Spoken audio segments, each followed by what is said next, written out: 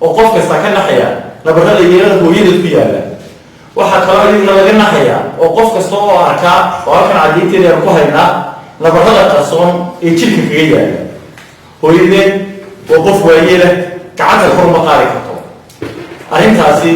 Charles booliska siinay waxa uu noqday dhacdadii ay dhammaantiin wada taagnideen ee booliskii ay isu garnaqaan inuu soo jawaabaan waliba inuu ugu daraan inay inoo hanjabaan waxa uu leeyahay koob qareenaha dhacdadaasi sidee u dhacday aad baan uga xunahay waana nacbaayna boolisku waa booliskeenii waxay tahay inay boolisku fahmaan shaqada ay hayaan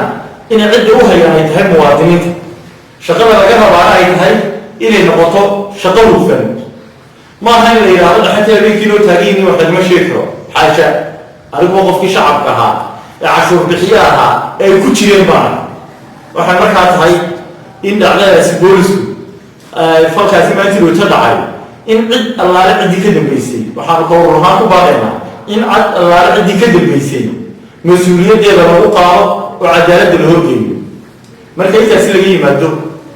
anagu qareen ahaan maalin walba dee waan la macaamilaynaa booliskii maalin walba maxkamadii baan isugu imanaa shacabka Somalilandna waa ka maray waxa caado noqotay askariga booliska haddii qof shacab isku dhacaan inta booliska wada dhinac taagan inay markacad wada saaraan marka la sharcigaas meel ka keeneen waa sharci darro aad weyn qofka shacaba laba qof oo shacab ayaa sharciga ogoleen inay cid isugu tagaan marka kii direyska ku xidhnaa ee sharciga lagu aaminay ee ummadda awoodeedii oo dhan lagu ururiyay uu isagu noqday sharciga gacanta ku qaatay qofkii isugu tagaan hadhow toolaya loo cabanaya Soomaaliya isaga awoodii oo dhan haysto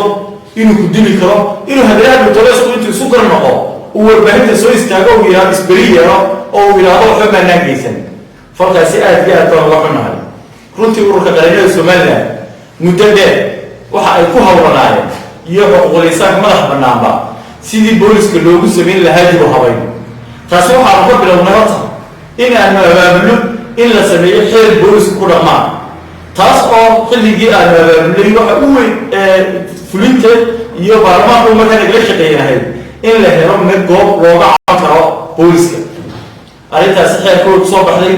guddi madax bannaan baa la sameeyey laakiin lama dhaqan gelin ee muddo yar kadib oo sanadkan gudihiisa saafilay maalintii la ansixiyey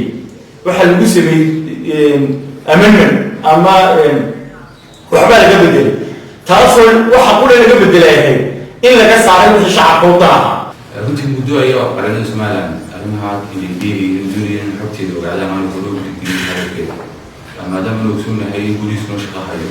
dadweynaha ay booliska marka qaar ka soo galaan xaabada loogaanay khaladacayeen kale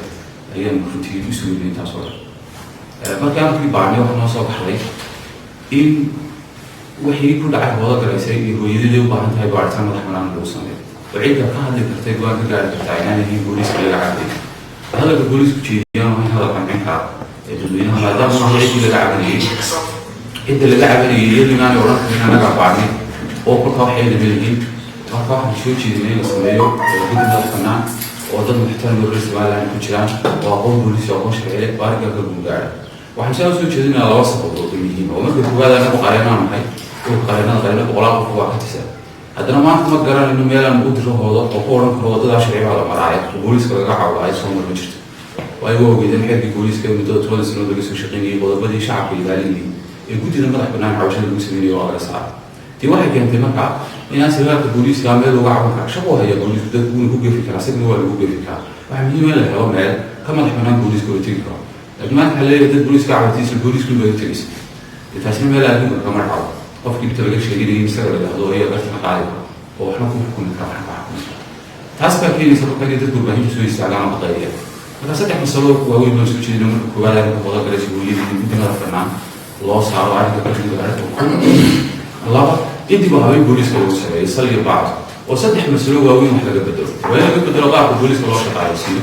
تذكر بوليس كلو قريان وضان كتاب في أخلاق اللي من هذا اللي عنده الكلام الله إن سميه البوليس كلو عمل فرق وكم تفنان بوليس كا ودوينها البوليس وقت السنة يمكن كلام كلام ودوينها سوى شيء يسحيين أعتقد دي لقى بدري البوليس كنا يراقب ولا لقى بدري هذا تو بس ده حاجة هو البوليس كله شعوري محمود أحمد رجع ومحمود من التيجي قال لك جاي وهذا دي محمولة من التيل اللي جاي واحد مارس على البوليس من مش غير شيء من التيل البوليس كده من التيل ما هيدا أي لا عامله كنت بحاول يا الله مع الله تقول أديك البوليس وصل طاقة سلقي البوليس وين يفهم